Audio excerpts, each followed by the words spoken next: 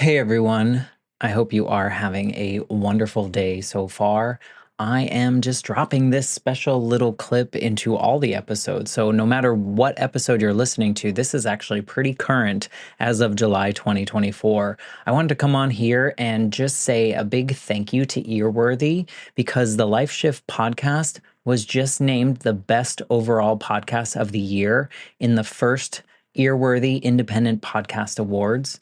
And you've probably seen some articles written about the Life Shift podcast before, written by Earworthy. And now he is launching from his online publication, he is launching these yearly winners of independent podcast awards. And these are specifically for indie podcasters. We are those that wear all the hats.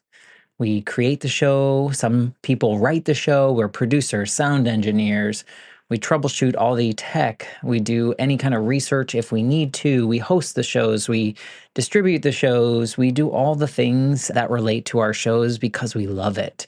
And it's so nice to see my name in a list with some other amazing podcasts like Multispective, which won Best Life Lessons Podcast. Salad with a Side of Fries won Best Health Podcast. Bippity Boppity Business won Best Business Advice Podcast. And there are so many more. And so I just want to come on here and say thank you to Earworthy for not only doing these awards every year and just honoring some of us indie podcasters that sometimes feel like we're just shouting into the void, but we're not. We're just doing what brings us joy, and hopefully through that work it brings other people joy. In my case, for the Life Shift, I hope that each episode finds the ears that needed to hear it the most so that they feel a little less alone in their circumstance.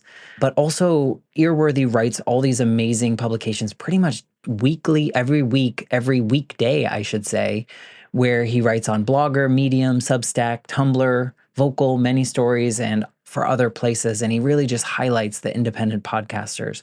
So thank you, Frank, for everything you do with Earworthy and for recognizing all of us in the first Earworthy Independent Podcast Awards. If you'd like to read more, please head to medium.com/EAR hyphen WORTHY. Thanks again and enjoy this episode. For medical professionals to tell you, firsthand, in front of your face, that like your kid's gonna be nothing, is quite a setup, and it was just quite a ride. And when my parents tried to put me in school, I was actually not admitted or accepted into just regular school. The administrator said that I would be too much of a handful for teachers and that I wouldn't follow along with the other kids. And so they sent me to a special education school where they only taught me the Korean alphabet for like 8 months.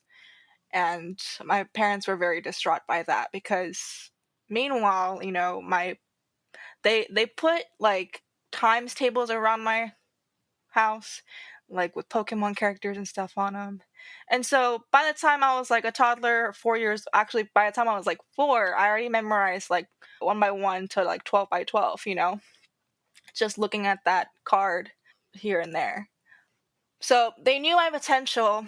And once my parents heard the news that I wouldn't be admitted just to get a proper education, a basic education. This week's guest is my new friend, Yehee Son. And on this episode, she talks about her journey of resilience and really determination. She shares her story of overcoming adversity, discrimination, physical challenges, and really proving that this unwavering spirit and her strength and her determination to succeed, it shows that anything is possible. Yehee was born with cerebral palsy, and she was told by doctors, actually, her parents were told by doctors, that she would never walk or talk or really achieve anything in life. But her parents had more faith in her, and she was also determined to prove people wrong. Yehee's parents decided to move over to the United States to give her opportunities.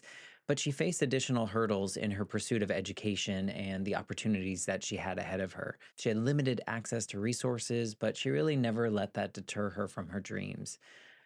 In her personal life, her father made some decisions that she was not happy with, and it was something that she had to face and really helped her develop who she is now and what she does now. So, in this episode, we dive deep into her experiences, the importance of education in her life and everyone around her, and the strength of supportive communities like teachers. We will uncover the lessons she's learned along the way and insights that she's learned throughout her experiences with her conditions and her abilities. Before we get into this episode, I wanted to thank my Patreon supporters. I have the Patreon, and as an indie podcaster, this space is something that helps cover the production costs of doing all of the elements of a podcast on my own. So I appreciate any support that you could give. There are tiers that are just $3 a month, and that will go towards paying for the hosting or upgrading software or doing any kind of advertising or just up leveling some of the skills that I might need to work on because there's always room for improvement. But in any case, if you're interested in joining the Patreon, please follow patreon.com/the Life Shift podcast, and you'll find out all the information that is there.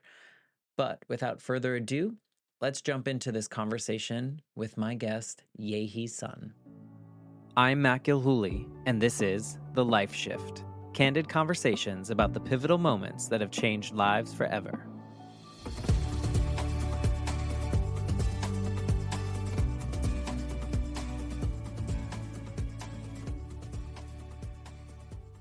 Hello, my friends. I am back with another guest.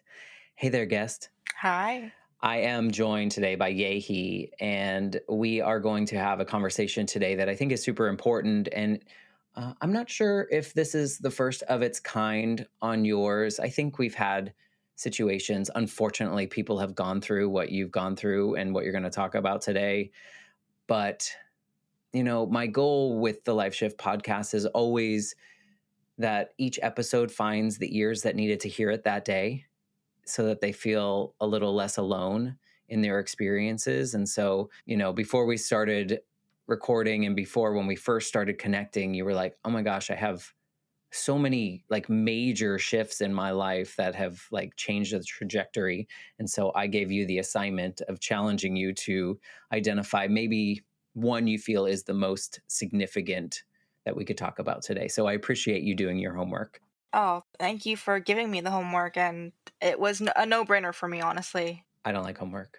I just did a second master's degree, and I learned again 20 years later that I didn't like homework.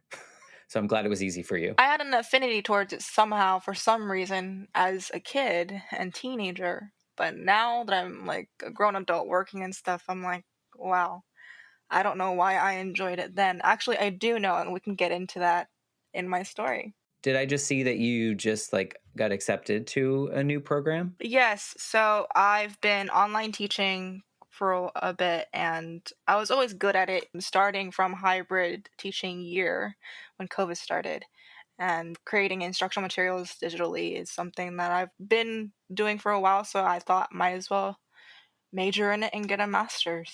Well, congratulations. And by the time that this comes out, maybe you will have already started. Yeah, probably. So why don't we have you kind of paint the picture of what your life was like leading up to this moment that we're going to kind of dissect and talk about today, and you can give us a little backstory. Sure. I was born in South Korea with cerebral palsy, so I was 3 months premature. I was supposed to be born in like late September, early October, but I was born in July. And what had happened was I wasn't breathing when I was born, so it shut down like part of my brain pretty much. So cerebral palsy is like, for a lack of better words, just to make it easy, it's like partial paralysis in a way. It kind of, I still feel all my senses and all my body parts, but I'm very tense all the time. Like, as part of the disability, it affects your nerves and muscles. So you have to constantly be at least doing cardio or going on walks to make sure that you're maintaining it. But anyway, when I was born, the doctors told my parents that I wasn't going to be walking or talking or really doing much more than being a vegetable.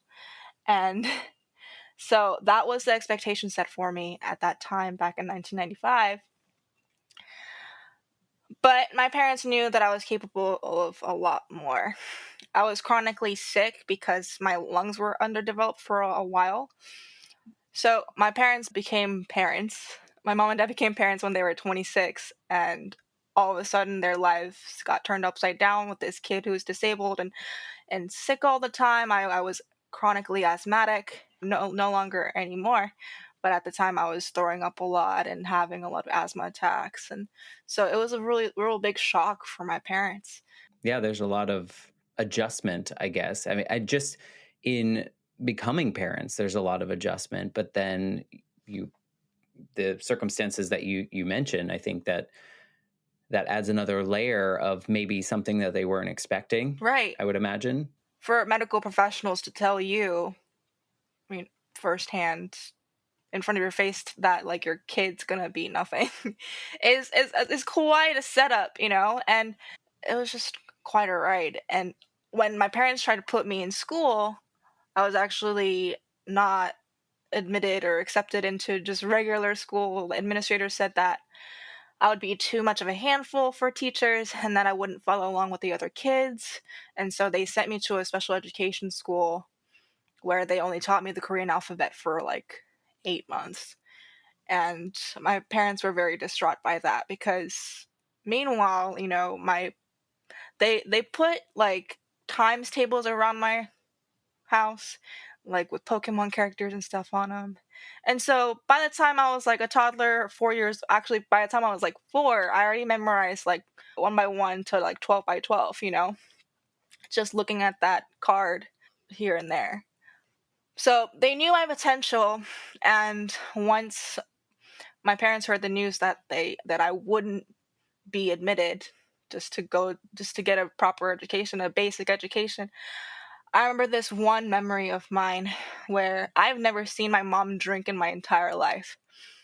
And she doesn't know that I know this, but I remember one night I just opened my eyes. I was sleeping and I saw her like drinking a beer while watching TV, which is like really shocking to me. She doesn't do that and she hates alcohol and it affects her really fast and hard.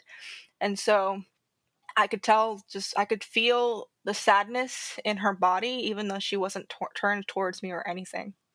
So that was a big shock to me as a child. I probably wasn't even 5 years old. I'm not really sure. I was less than 6 years old for sure, because that's when I came here. But my dad has always been, he's a great man and he's very kind. But I know for a fact he was always mentally ill. I don't know from what age, probably very young. He saw this as well, and he wanted me to have a better education. So he applied for a work visa to come here. There was just like fate, there was this other Korean guy who owned a landscaping business in Houston, and he happened to have a botany and horticulture master's degree.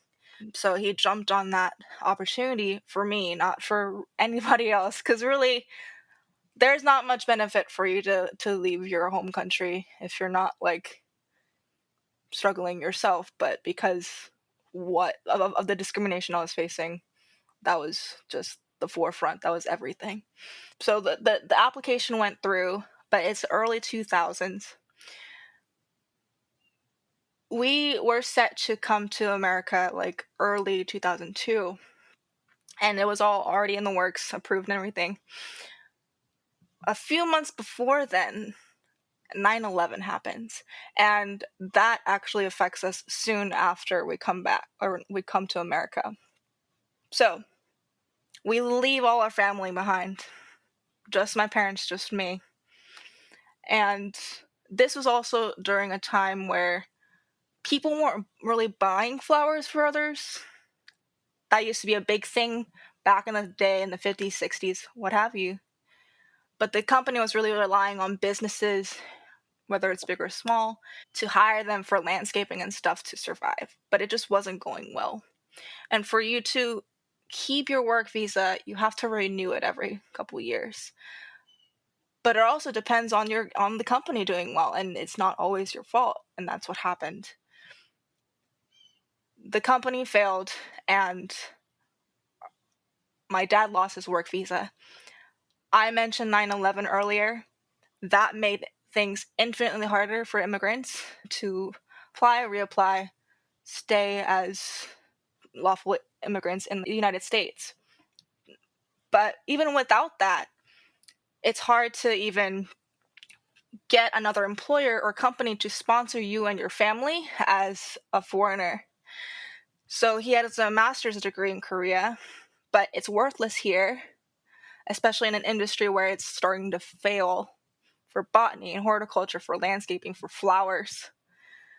And so at the same time, this issue of me not being able to attend school in Korea still exists.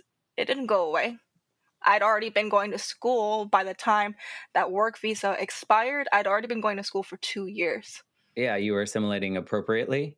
My first year was pretty tough. As far as the English goes, that language barrier, it was okay.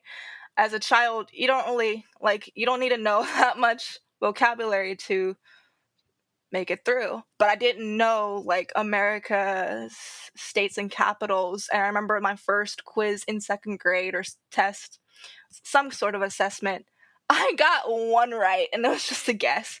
But Mm. then my mom, I like came home crying and my mom was like, let's do this. And overnight I got 100. I was very, my brain was like a sponge, as they say, kids absorb everything. Yeah, did you find that the school was, I mean, were they trying to segregate you or were they trying to bring you in just like any other student? Because I know you saw that discrimination. Yeah, it was just like anybody else. And I remember before I came to America, it was like my parents tried to prepare me by putting me into English classes, like paid, and I was getting bullied severely. But I was really smart. I was sitting in classes, and within months, I went from a class with like kids my age, maybe a little older, to like kids who are 10 to 13 years old, and I'm just 5 or 6 years old at that time. When I was in classes, especially with my peers who are closer in age to me, in those English classes, I was being mocked, laughed at. Kids were throwing stuff at me, and this one memory in particular. So, when I was going through those English classes, when I was in Korea, I had no resources, I had no crutches, I had no wheelchair. So, my mom had to bring me to those classes with a stroller and on a bus. Like, it was like a whole trek every day. I don't know if it was every day, but however many times a week. And at the end of class one day, I remember I had to wait for my mom. And there's this one kid who knew that if she were to move all of the desks away from me, I would just be stranded there. So that's what she did, and I had to just wait for my mom to come. And already having all those traumas in before that time of knowing that like administrators didn't want me, doctors didn't think I could do anything. I just sat there. I couldn't even, like, I cried, but not loud. I didn't scream. Like, I just felt like a burden to like everyone.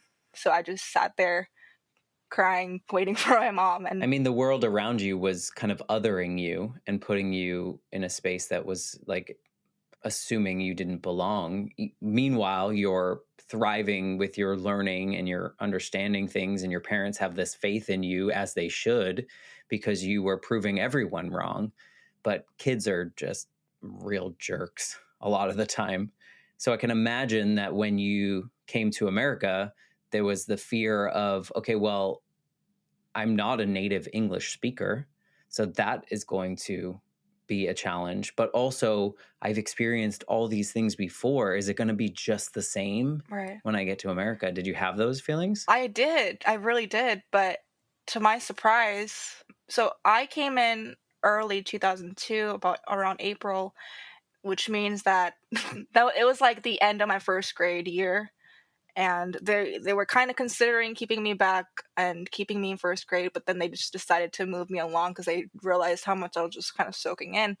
So that same year in my second grade class, there's this kid. I'm in a wheelchair at that point. Church, my local Korean church provided us with a wheelchair. And there's this one kid, I don't know his last name. None of us know last names when you're like 7 years old, but this kid named Ryan's like trying to hold my hand. He likes me. And I'm like, what is going on? Like, I had no idea this was possible, you know? It made you feel like everyone else. Yeah, and there were actually kids who wanted to like push my wheelchair. It was fun for them, and it was just another world. I couldn't believe it. Like acceptance. It's nice to feel like you belong, and when so much of your previous experience didn't. And I'm happy that when you came here that was a thing. Right. I'm glad that you were able to assimilate. So go on with your story. And you were having your father kind of lost his work visa or the ability to get it. Yeah, so in 2004, 2 years after he obtained the visa, he lost it. Meanwhile, his degree is useless. He's got a family in which other employers need to like consider sponsoring. I'm already going to school. It's not like they're just going to like consider putting me back into a country that totally rejected me. So for a long time I was living on in the shadows with my family, and I was lumped into this group of undocumented kids, especially in Texas. That's a big group. And from 2004 to 2012, June 15th, when DACA happened, when DACA was passed by Obama, I was just labeled as illegal immigrant or undocumented immigrant, whatever you want to call it, depending on what side you're on, I guess. But and when that law was passed, I was like crying. I remember just this feeling of, I had chills that day. I remember I can like the imagine. speech that Obama gave. But during that entire time, and even the time, even when I was in Korea, what people didn't know was that I was going through abuse the entire time. And my dad was very violent. I've witnessed him put hands on my mom in very violent and vivid ways. And I couldn't tell anyone about it because I knew that if I had said something, someone would be at my door. And the biggest loss for me would be to not not that I would possibly die here in America, but possibly live in Korea at a place where I'd be less than kind of human, or where like I knew if I were to I was successful in becoming an educator here in America, but if I were to try to be an educator in Korea, my credibility is gone just because of what I look like. And I didn't want to become that person when I know that I'm like capable of so much more.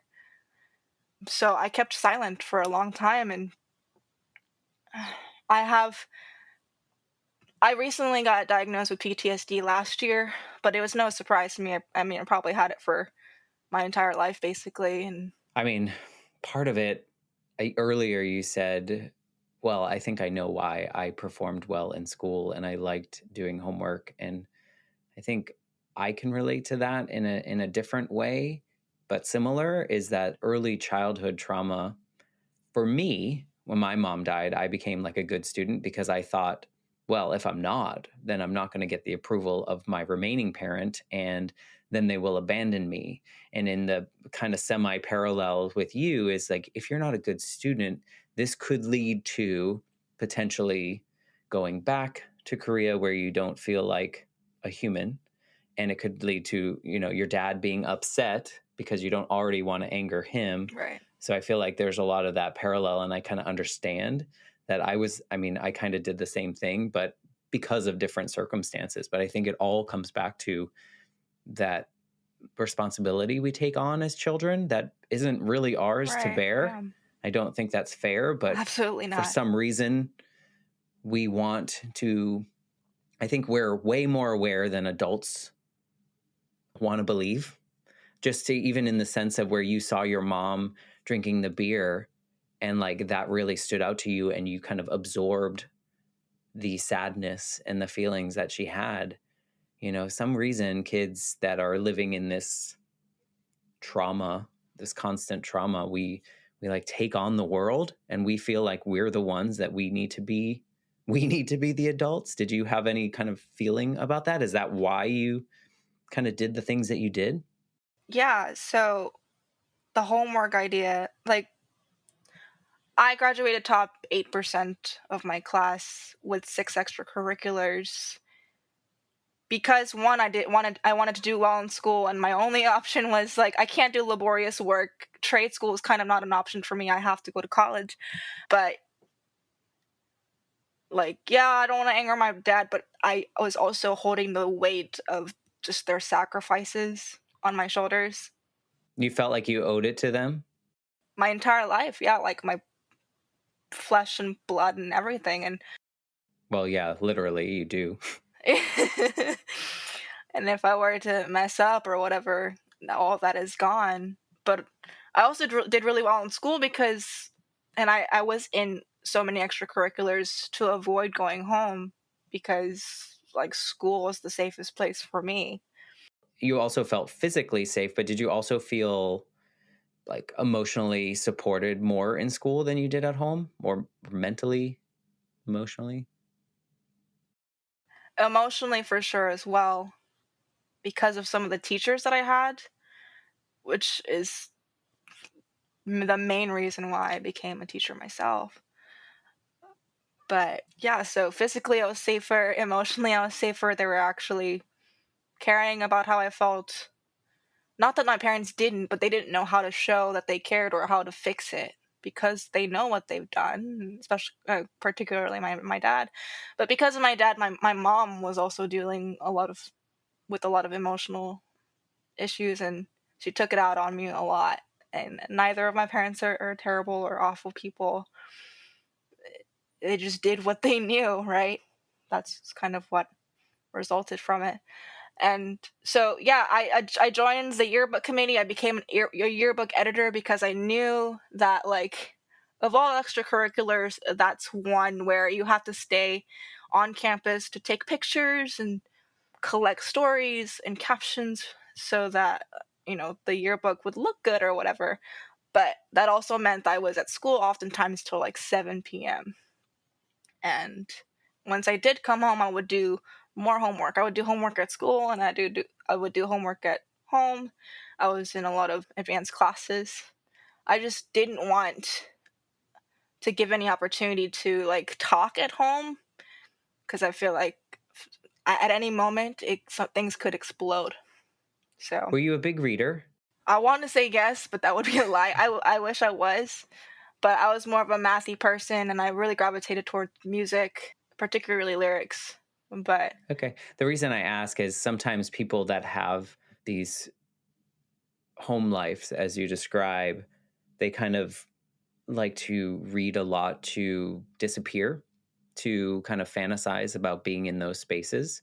But it sounds like your extracurriculars were kind of your let me pour all myself into here because this is a lot more safe. So right, and being a workaholic, especially at that age, was like respectable. I mean, it's seen as respectable or commendable for any age. No one really considers what's going on, like, right. because it just looks good, Right. She's got it all And together. that's the facade. Yeah, that's the facade I need to give. Yeah, because you didn't want questioning. You didn't want people to question your home life at all. Right. I mean, at school, I was smiling all the time. I was a star student, and I ranked 9 out of 144 kids, and that's what it was. Were you happy at school? I was, yeah, because my talents were being acknowledged. I was actually, like, I love math because it's a universal subject, and you don't really need cultural or like language knowledge for you to be successful in it, and that's what set me up for success in early on. But my algebra 2 teacher in particular, he taught all of us about compound interest and stuff like that, which was very interesting to me because of like retirement, and everything is compound interest, like mortgages and car loans and stuff like that. So it was very interesting to me. I asked if you were happy because, you noted that you were smiling at school and those kind of things, and I didn't know if that was more of a cover and you were just kind of had it kind of go into it in that direction. But it sounds like you really enjoyed being there, but also maybe you were covering things up as well. So it was like a double. It was definitely both. I had to do both. But I had friends, and I had my best friend in high school. Actually, I went to dinner over at his house every Wednesday, and it was like a different world. Like, his parents were professional cellists, like being successful musicians, period. That's something that's not common. And they were very supportive of their three sons doing what they love and what they're passionate about. And I've never heard them yell. And it was just like complete opposite of what I've been through during my childhood. So it was a great just break, I guess, and this playing house and family and this space where I actually felt safe. But when I was 16, right when school started, or right before August of when was I 16? 2011. Wow. Um, sorry. That's But fine. It's fine. August 2011, my dad left to go back to Korea, and this decision was made within like a month or two. And he made this decision knowing that like he could never come back for 10 years to see his family because of the status that he held.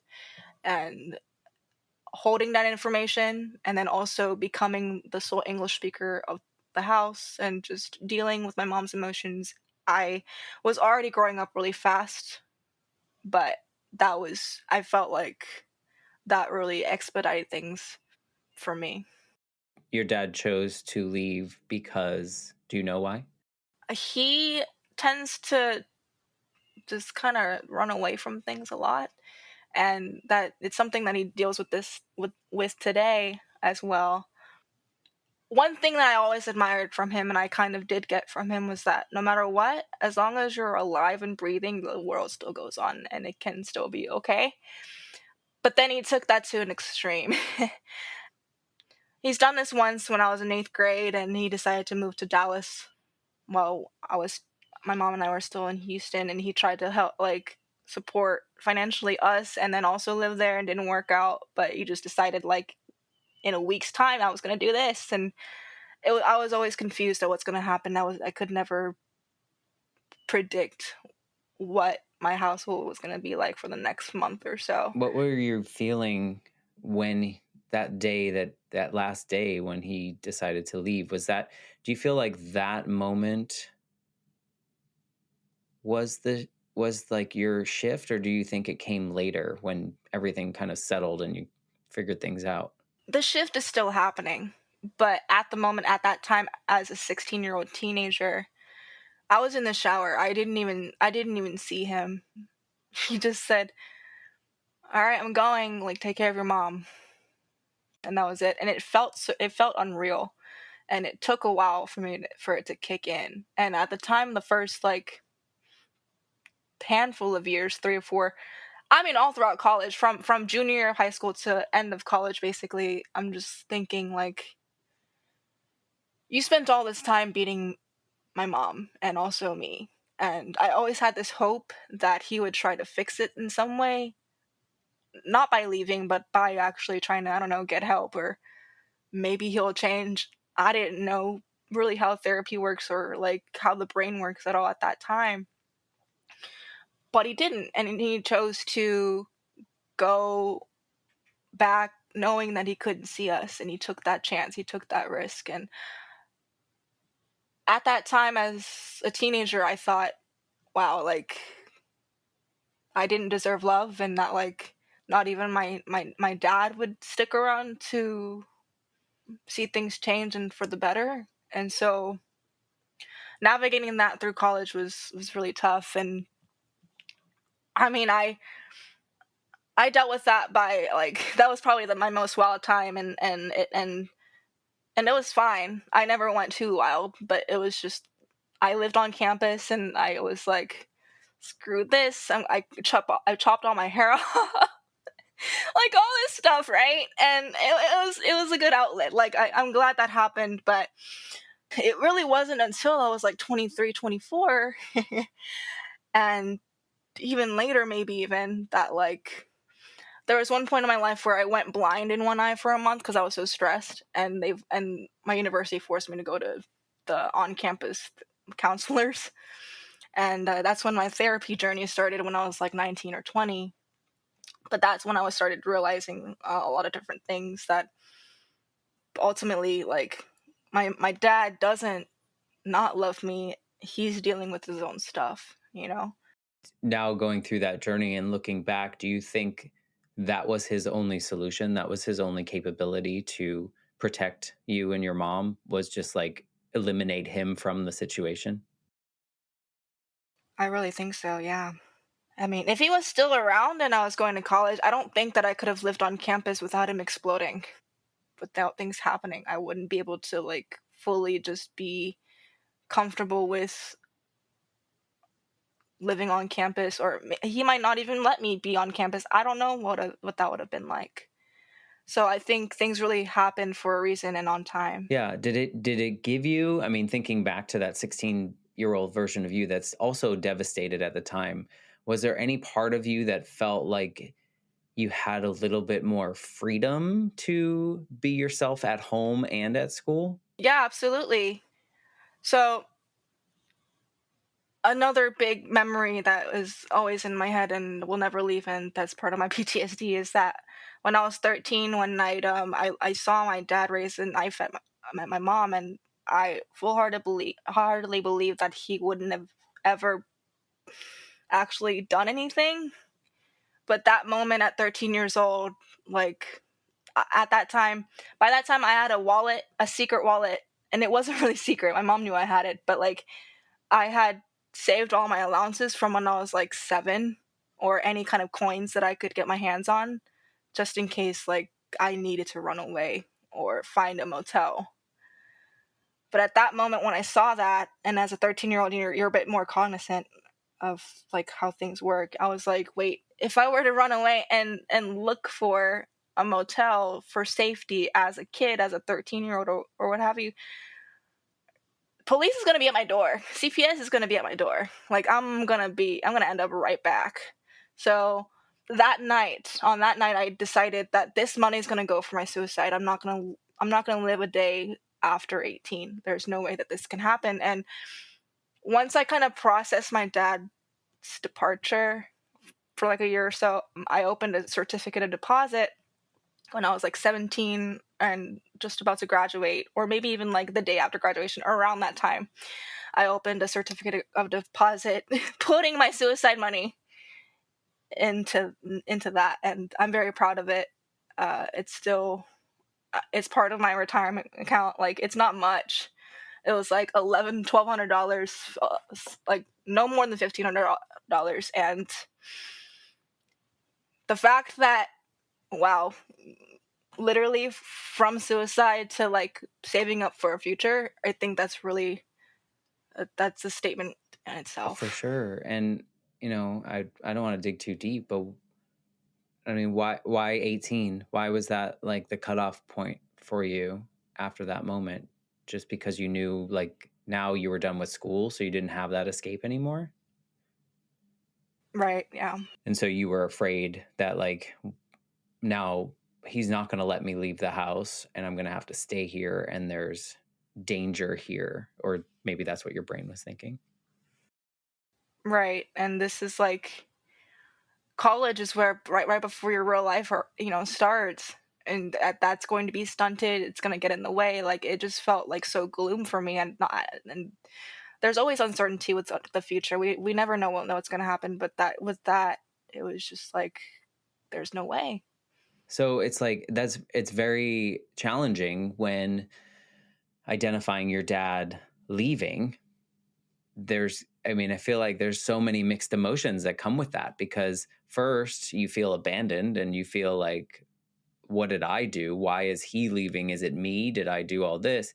But then this other side of you is probably like a sigh of relief in some capacity, or I could imagine a sigh of relief, because now it's like, oh, I can go to sleep without locking the door, or I can, play my music too loud or anything like that. Did you have that battle back and forth at like that age of like 16 or so? Yeah, I've felt all of that, and I felt a lot of guilt with the relief that I felt often, and a lot of guilt with the freedom that I realized. We put ourselves through punishment. Yeah, and especially because my mom is the type who's like, "Oh, they're your family no matter what," you know? Like, she doesn't believe the idea of cutting your family member off no matter what, and I understand her viewpoint, and she's a very traditional Korean woman, and then I don't fault her for it. So, because of that mentality that I've been taught and raised with, like, it was just a lot of turmoil out of the way. I just felt bad, whether it was actually bad or good, you know? Yeah, because you also probably assumed the responsibility of, well, you said you were the only English speaker in the house. And so you had to take care of your mother in that way. But also, does this allow me to go to college? How did you navigate that world?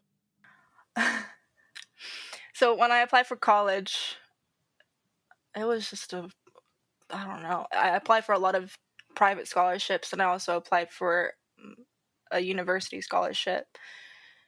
From merit and stuff, I was qualified for it, and because I was undocumented, like, I couldn't do FAFSA, but there are a lot of, like, churches or little communities that were able to give, or, you know, 500 or 1,000 because of my grades and involvement and my personal essay. And so I told my mom, actually, in order to get this university scholarship, I need to live on campus, and that was not the truth. It was just something Good that for you. I knew I had to do. Yeah.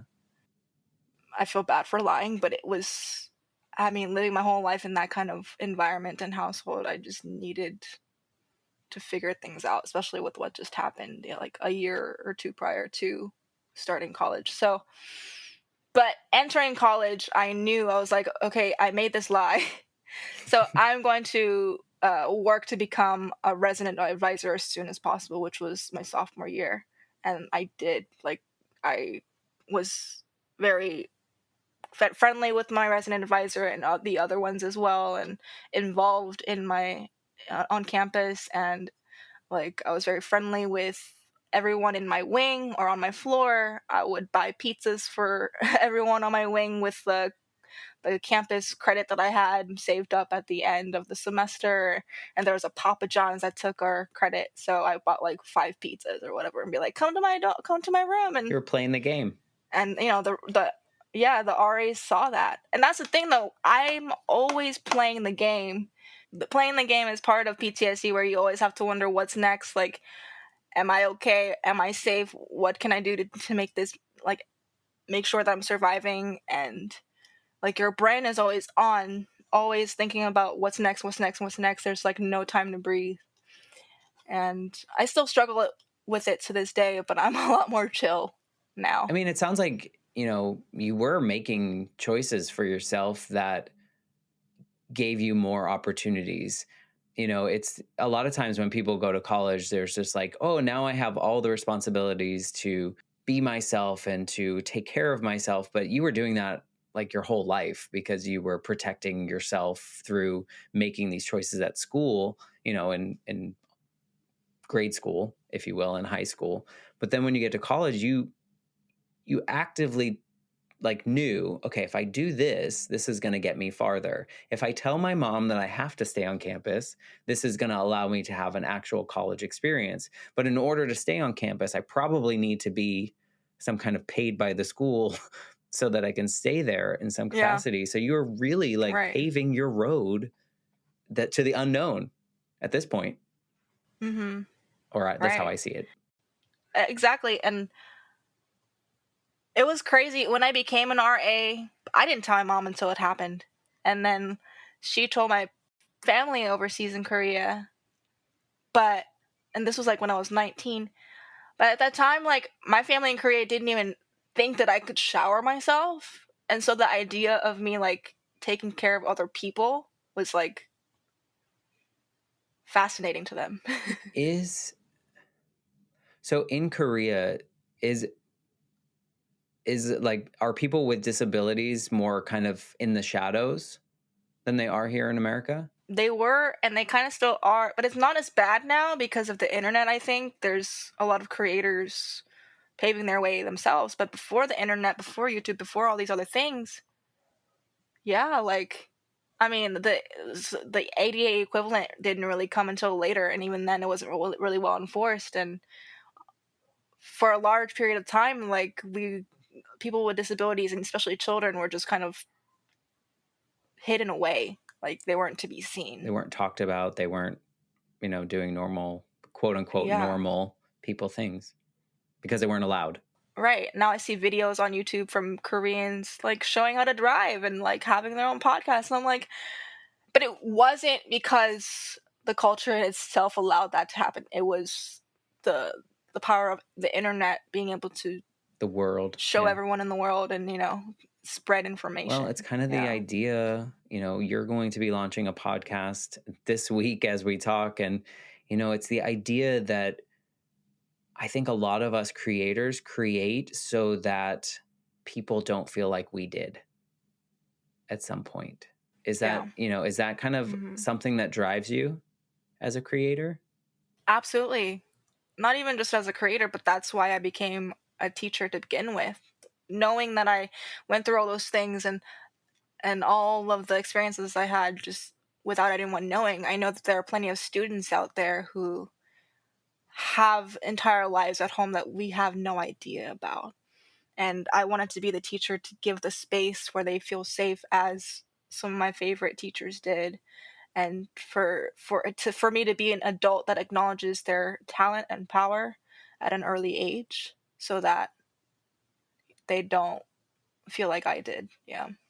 So teachers have a lot of power. There's a lot of power in good teachers and bad teachers, and we remember them. Right. I vividly remember my third grade year because that was the year that my mom died. And my teacher that year, Mrs. Jobson, she will forever be in my brain because she took care of and protected this very broken 8-year-old child when I showed up from another state who just lost his parents, started late at school, kind of like you did when you came in. And she forever made an impact on my life. I don't remember anything that I learned in third grade, but I do remember the experience. And in fact, in my 30s, I actually looked her up when I was in town and we had breakfast together and she still remembered me. So, it's amazing as teachers the impact that we can have. I'm also an online teacher, but you never know what someone's going to attach to what you say as a teacher, right? Like you could, Right. and you Yeah. looking back could be like, what? I don't remember saying that. I don't remember doing that. But that student felt heard, seen, all the things at that moment. And so I love that you're giving back. Yeah, and the reason why I wanted to be a math teacher wasn't the math. It was just I want to be a teacher, just be a a person that a kid remembers, that like, oh, this adult was great or Well, you cool made it or hard on chill, yourself whatever. because students don't love math typically. Oh yeah, I did. But it just happened to be the subject that I was good Yeah. at. That's just how the cards played out. Yeah. But I used to have a lot of resentment for my dad at the time, and even in my early 20s. I'm 28 now, so I make it sound like it was forever ago. But I mean, a lot of changes happen in your brain, especially when you're working on it and you go to therapy. I'm in contact with him kind of occasionally, and I found out that like at some point while he was gone, a few years ago, he spent a month or two or some time in Germany, and then told nobody about it, and decided that I'm gonna live there. And then he realized what he did, and then he came back. Or like last month he went to Vietnam, and the month before he went to Japan. He's just constantly like trying to find a peace of mind and a place to breathe. And like I know he knows that it has to be internal and from within, but you know, it's it's that search, and I commend him and I do respect him for trying. He like works out regularly and stuff like that. Like he's gotten help recently and has talked to somebody That's and is good. taking medication, and he has chronic anxiety. I'm sure he has I think he might have other things, but Koreans are less likely to. The Korean medical system is less likely to diagnose certain. When it comes to mental health, it's kind of a little bit more difficult. I mean, that's big of you to give grace and credit to your father despite the experiences that you had with him. When you look back at that moment when he left as this version of you, are you grateful that he left? Is there any part of you that is weirdly grateful for that? I'm grateful for the experiences I was able to have because he was gone, but I'm not really sure if I know how to really answer that because no matter what, I would have preferred that he had changed and tried to change and do better while he was here. It's hard, right? Because, I just look back at these moments and we think, if that hadn't happened that way, would we be here where we are, this version of us? Do you think you developed more as a human and in your, um, I guess, do you feel like you're safer to develop whatever you want to do and the direction that you want to go because of all those experiences? Or do you think you would have always got here? I think I definitely became more of a risk taker because of those experiences and to a reasonable amount to where it's beneficial. Because you felt safer? Is that why? To take the Just risk? because I've felt like no, it's because I had to. To take the Like risk. if I'm not doing it, Got then it. no one else is going to, and the worst that's going to happen is Not no, dangerous risks, but like I'm going to go to no. college. I'm going to go be an RA. I'm going to I'm gonna like I learned how to drive like 2 years. I started driving 2 years ago, awesome. and my mom didn't want me to do that because it's dangerous or I could die, whatever. But we could But die any you day know, at any point.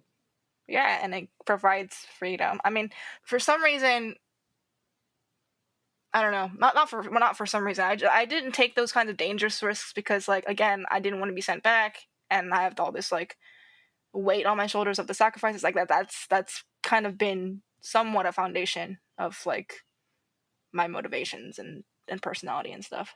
Was DACA really like another permission slip in a way? Oh yeah, absolutely. Because now I can work here at least lawfully, and I'm still kind of in the shadows, but not really. I'm a green card now. I obtained that what in 2018, but I at least was at that time like I could have been a teacher. I was a substitute teacher at that time because I was still working to like prove myself, and that's a whole story in itself alone. But I could at least do that and be more myself and be more established. So I'm wondering, you started out your story talking about the doctors and the school administrators in Korea basically said that you would be nothing or you don't belong. And then so you were kind of told or brought up, the outside world was telling you that you weren't quite this. And then you have the opportunity to come to America in which the people around you embraced you in the school and you had friends and you kind of felt like a human. But the things that were happening at home were really drastic and you had to hide them because you didn't want to feel like you weren't a human again because you were finally feeling like this. But then DACA gave you, I mean, I just almost feel like, did you have this sense of like, oh, wow, I am actually allowed to be like, not allowed to be here, but just allowed to be in a sense. And people see Right. you as such. Yeah. I did. At the same time, there was a layer to that as well. At the time and still now, people think that DACA recipients are largely Hispanic people or in a more or like the more ignorant people think it's just Mexicans and like attach this terrible narrative behind that and everything.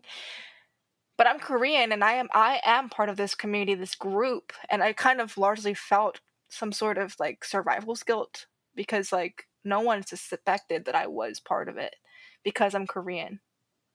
Like And throughout I the remember time. like a few years ago, right, and a few years ago, like there were even ICE agents at my Walmart, And I remember telling my mom, I was like, don't speak Korean, because I was like so scared, even because like even though I knew like Koreans aren't seen as, or like they won't be like suspicious of them or whatever, but it was like the idea that I know that my mom's not great at English and she's on the phone in Korean all the time. Maybe it could happen. So I had that fear of like maybe like her being snatched up or what have you. And there's just a lot of layers, Matt. Just all the time, everywhere. No, I mean the places you've gone and the things you've seen, you've done a lot of good though from that, and I think that probably is some of that is the reason that you are continuing to put good in the world.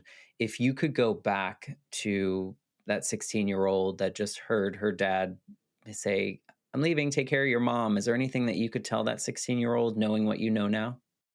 There's this quote that I put everywhere, and this is pretty much how I end at like all podcasts at this point now. Like, but it's so profound to me. You know, it's on my LinkedIn banner, it's on my email signatures everywhere, and it's just the fact that like just do good for yourself and your community, and you'll die a great person. You are doing it, my friend. That's just all you have to. That's all you really have to figure out, or that's all you have to really do. And that's like a large statement, and that there's a lot of caveats in itself. But just focus on doing good for yourself and your community, and things will be fine. You are doing it, and I see it. And I think that, well, we'll definitely keep the information in the show notes so that people can connect with you and learn more about you, listen to your brand new podcast. By this time, you'll be a pro, have done a million episodes. No, I appreciate you coming on and sharing this part of your story and allowing me to ask the questions and just kind of understand you as a human. And I think you're going to make an impact on a lot of people that are listening, but also just in your journey ahead. You have lots of years to do lots of cool things and take really awesome risks. And I just appreciate you. So thank you for allowing me to have the conversation with you. Yeah, and thank you for having me on. I really hope that this resonates with people. And I know that there are a lot of people who have issues or have had issues with their family and their dynamics, especially particularly with dads and stuff. So I really hope that this reaches a lot of people who need I it. think it will. What's the best place to connect with you? Is it LinkedIn? It's LinkedIn. My podcast is called Hello My Darlings, and it is a interview based podcast where I highlight and amplify the voices of people with disabilities and neurodivergent conditions, and just kind of show that we all have human experiences and that we all have overlaps and commonalities. But ultimately, I'm trying to normalize that disabled people are Just like you and me. Yeah. just you and I, and we're all set to become disabled anyway, one way or another. And the word disabled is not a bad thing. No, I'm excited to listen to your podcast and to cheer you on from the sidelines. And so thank you for being a part of this. And I'm going to wrap this up and ask for something a little different this time, but maybe I asked for it last week. But if anyone's listening is enjoying these conversations on the Life Shift, I'd love for you to share it with a friend and spread the word, because as Yehee said, we're all just trying to do the same thing. We're trying to be good people. We're all human having these experiences, and there's so many things that we have in common, way more than we have in differences. So thank you for being a part of this journey. And we will be back next week with a brand new episode of the Life Shift podcast. Thanks again, Yehee. Thank you, Matt.